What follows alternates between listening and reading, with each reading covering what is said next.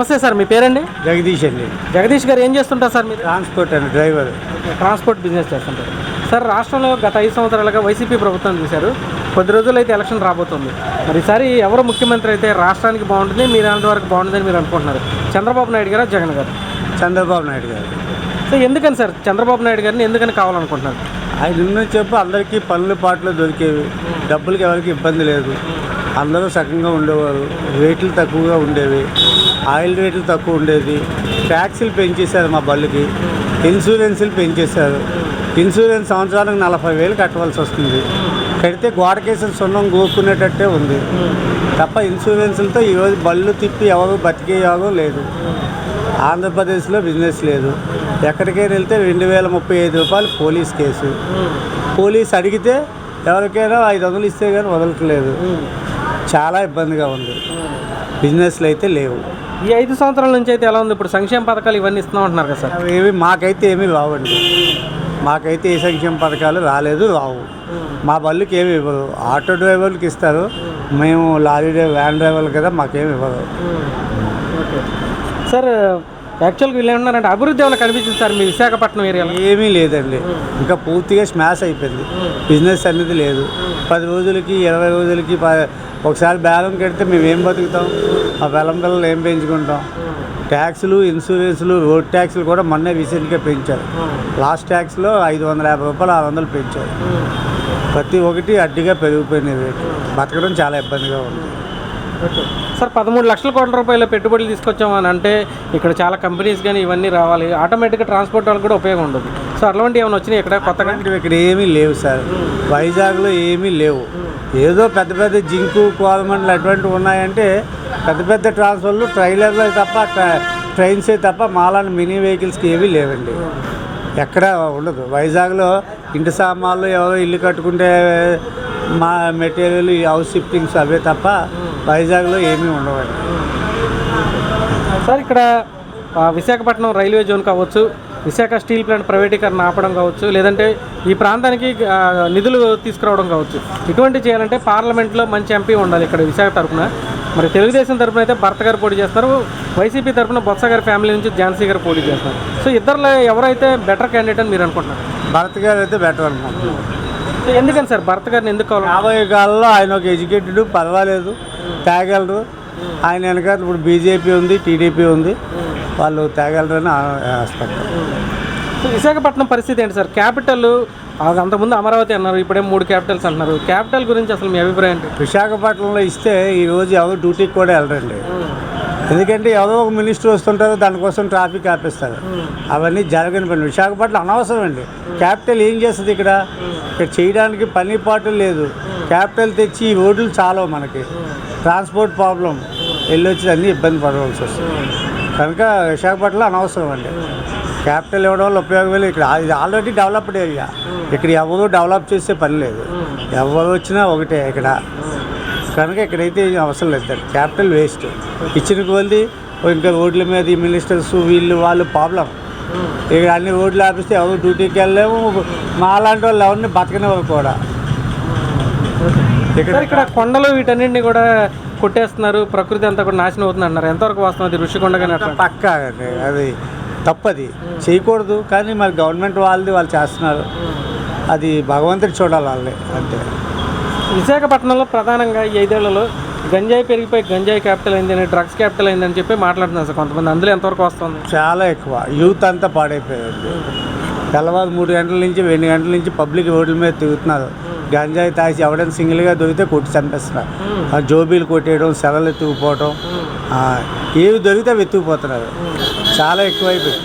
రాత్రి మేము 1 గంటకి 12 గంటలకు వచ్చి బళ్ళు పెట్టి ఇంటికి వెళ్ళాలి. ఇప్పుడు ఇంటికి వెళ్ళాలని భయం పడుతుంది. సింగిల్గా వెళ్ళాలని డబ్బులు ఉంటాయంటే కొట్టేస్తున్నారు. పిల్లలు, చిన్న పిల్లలు. గంజాయి బాగా ఎక్కువైపోయింది. ఈ చుట్టుపక్కల ఏరియాలన్నిటిలో ఉంది. బాగా గ్యాంగ్ ఎక్కువైపోయింది. సో మీరు ఎక్కడ ఉంటారు సార్ ఈ ప్రాంతంలో? మేము ఇక్కడే అండి, ఇంకోజీపాలెం. ఇంకోజీపాలెం. సో ఈ పార్లమెంట్లోనే అవునండి. Thank you sir. నమస్తే సార్, మీ పేరండి? బి ప్రతాప్ అండి. ప్రతాప్ గారు ఏం చేస్తుంటారు సార్ మీరు? నేను మేస్త్రి పని చేస్తానండి. మేస్త్రి పని చేస్తుంటారు సార్. రాష్ట్రంలో ఎక్కడ ఉంటారు సార్ మీరు? మీ ఏ నియోజకవర్గం అండి మీరు?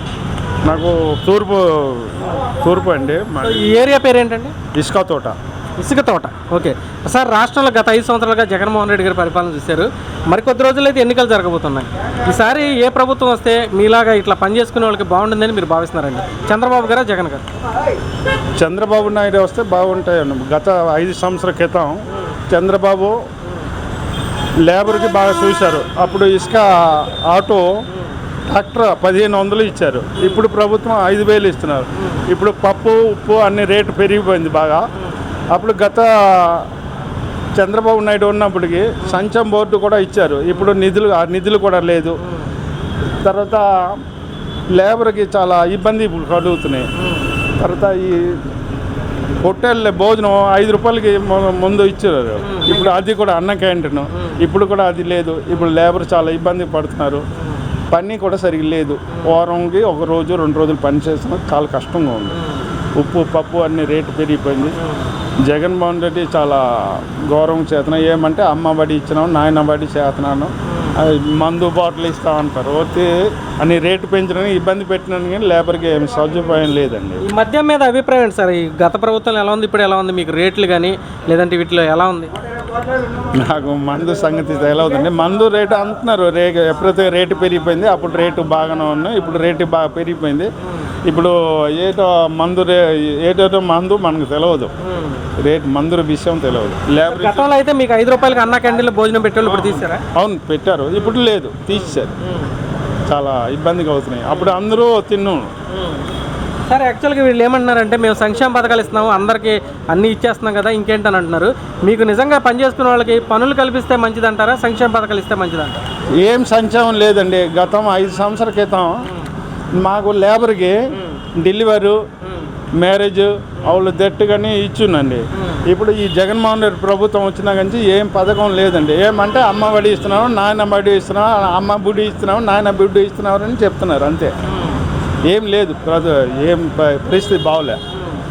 మీ విశాఖపట్నంలో పరిస్థితులు ఏంటి సార్? ఈ 5 సంవత్సరాలు ఎలా ఉంది? ఇక్కడ భూ కబ్జాలు కానీ ఇవన్నీ పెరిగిపోయినాయి అంట, గంజాయి ఇవన్నీ దొరుకుతున్నాయి అంటున్నారు. ఎంతవరకు వస్తాం? అది నిజమే విషయం అండి. గంజాయి, డ్రగ్స్, భూ కబ్జా, రుషికొండ భూ కబ్జా జరిగింది. అది అన్ని విషయం కరెక్టే సార్. మరి మీ ప్రాంతంలో ఇప్పుడు ఇక్కడ విశాఖపట్నం రైల్వే జోన్ కావచ్చు, వైజాగ్ స్టీల్ ప్లాంట్ని ప్రైవేటీకరణ చేయడానికి కూడా ఈ ప్రభుత్వంలో పనులు జరిగాయి. మరి ఆ కేంద్రంలో పోరాడి నిధులు సాధించాలంటే ఎంపీ గారు వల్లే అవుద్ది. మరి ఈ ప్రాంతానికి ఎంపీగా ఒక పక్కన భరత్ గారు పోటీ చేస్తున్నారు టీడీపీ తరఫున, వైసీపీ తరఫున ఝాన్సీ గారు పోటీ చేస్తున్నారు. ఇద్దరిలో ఎవరు గెలిస్తే వీటిని సరి చేయగలరని మీరు భావిస్తున్నారు? మాకు భారత వస్తే అభిప్రాయం బాగుంటాయని అనుకుంటున్నాను. భారత వస్తే బాగుంటాయని అనిపిస్తుంది. ఇదేని అనుకో, ఎంబీబీ సత్యనారాయణ ఎంపీ ఉన్నాండి ఫస్ట్నే. మాకు ఏంటి రైల్వే జోను, తర్వాత స్టీల్ ప్లాంటు ఇది చేస్తూ ఉన్నారు. ఏం లేదు, ఏం ఇబ్బందిగా ఉంది. ఇప్పుడు తెలుగుదేశం వస్తే బాగుంటామని మా అభిప్రాయం. అది. Thank you sir. యేసురామ్ గారు ఏం చేస్తుంటారమ్మా మీరు? లేబర్ పనే. ఎలా ఉందమ్మా 5 సంవత్సరాల నుంచి మీలాంటి లేబర్కి ఎలా ఉంది ఇక్కడ? అసలు ఎలాగొంది? పనులు ఆడితే కదా ఎలాగొండడానికైనా ముసలిళ్ళకి మునగాళ్ళకి అందరూ పెంచొద్దా? పెంచడానికి డబ్బులు కూడా రావట్లేదు సరిగ్గా. ఎన్నో డబ్బులు ఇంటింటికి ఇచ్చేవారు, అవి కూడా ఇవ్వట్లేదు. ఓటు వేసేస్తాను కానీ వేసేమంటారు కానీ ఇంటింటికి డబ్బులు ఇస్తే ఎప్పుడు వస్తుంది కదా. ఎందుకని పనులు లేవా ఈ ప్రభుత్వంలో? పాపం పని లేదు. ఇప్పుడు అన్నగారు చెప్పాడు కానీ రోడ్డు ఎక్కువాలి కానీ రూపాయి ఎందుకని అసలు ఇప్పుడు మీరు రోడ్డు మీద ఈ టైం దాకా ఎందుకని ఉన్నారు? ఇప్పుడు పనుల కోసమే ఉంటారు. మరి ఇప్పుడు దగ్గర 10 దాటుతుంది టైము.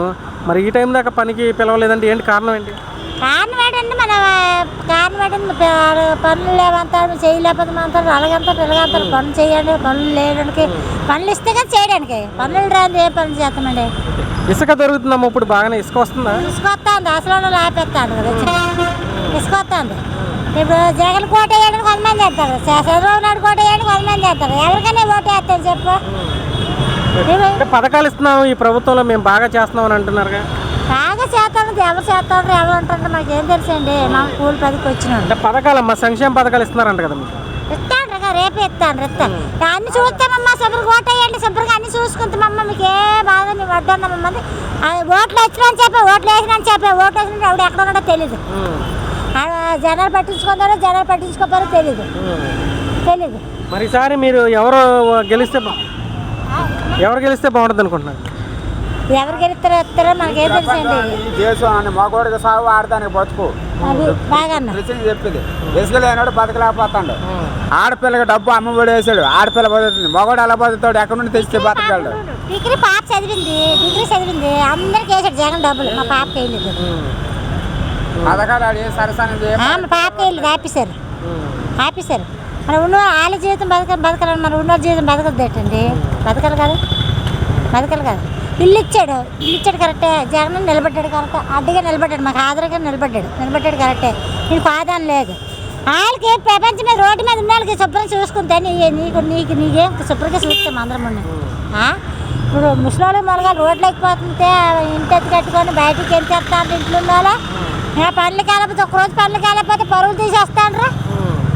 ఎవరి దగ్గరికి వెళ్ళని తెచ్చేస్తాం డబ్బులు చెప్పండి. మీ పాప డిగ్రీ చదివింది అంటున్నారు, ఏమైనా ఉద్యోగం ఏం రాలేదా? ఇంక రాలేదు మా పాప డిగ్రీ ఇంక రాలేదు. పెళ్లి చేసాము, చదువుతాను అంటుంది పాప. ఇంక రాలేదు. ఎంత బాధపడి ఎందుకు బాధపడుతున్నాం అమ్మ? ఇక ఈ డబ్బులు వేస్తే అమ్మఒడి పక్కన 2 సంవత్సరాలు డబ్బులు పడ్డాయి. ఈ సంవత్సరం పడలేదు మా పాపకి. 2 సంవత్సరాలు పడ్డాయి, ఈ సంవత్సరం పడలేదు. ఇల్లు ఇచ్చాడు జగన్, పర్లేదు బాగానే ఉంది. ఇల్లు ఇచ్చాడు, వండడానికి సదుపాయం ఇచ్చాడు. ఇప్పుడు ముసలి మొలగాలు కమ్మల ఇంట్లో ఉండాలంటే మరి ఆ రేపొద్దున వర్షం వచ్చినా, పాము వచ్చినా, చెడ్డు వచ్చినా మాకు ఇల్లు అంటే ఒక ఆస్కారం ఉంటుంది కదా. ఇల్లు ఎందుకు కట్టేసి ఇవ్వాలి కదండి. ఇప్పుడు హనుమంతానికి జరుగుతుందంటే ఇల్లు పడిపోయాడు కదా మా ఇల్లు. ఆ ఇల్లు గురించి పట్టించుకోవట్లేదు. ఊళ్ళో వచ్చినా పట్టించుకోరు ఆ ఇల్లు గురించి. ఎలాగంటే బతుకుతారు ప్రపంచంలో చెప్పండి మీరని. రోడ్డు మీద 12 గంటల దాకా 1 గంట వరకు రోడ్ల మీద ఉంటారు. రోడ్డు మీద పడి చాలా మీద ఏడమే కానీ ఒక్క నీళ్ళు ఇచ్చిన ఆస్కారం లేదు. ఇన్నాళ్ళు అమ్మవాడు ఉండేది, 5 రూపాయలు భోజనం ఉండేది. అమ్మవాడు కూడా తీసాడు. అదే అన్న క్యాంటీన్ ఉండేది, భోజనం 5 రూపాయలు భోజనం ఉండేది, అది కూడా తీశారు. మరి ఎక్కడ బాధపడి ఎక్కడ ఆకలి వేస్తుందని ఎక్కడ తినేసి బాధపడి చేస్తామంటే అది కూడా తీశారు. థ్యాంక్ యూ అమ్మ. అమ్మ నమస్తే అమ్మ, మీ పేరు?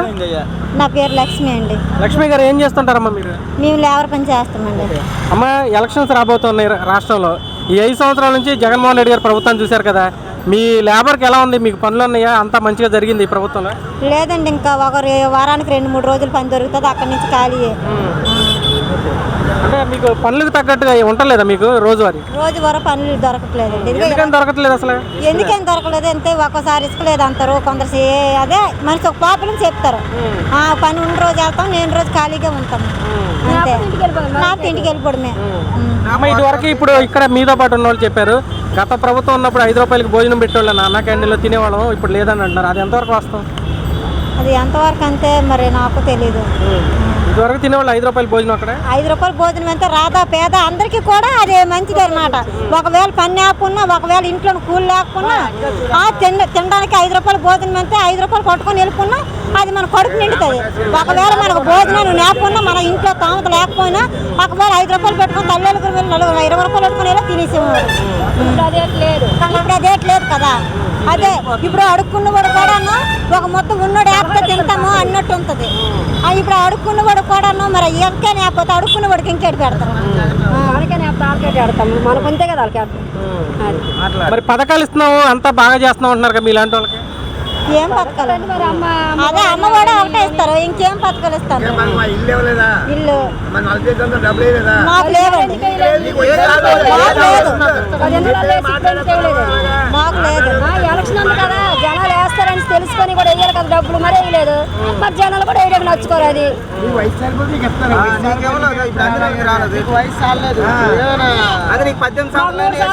40 సంవత్సరాలు పడాలి, మరి పడలేదు జనాలు. థ్యాంక్ యూ అండి.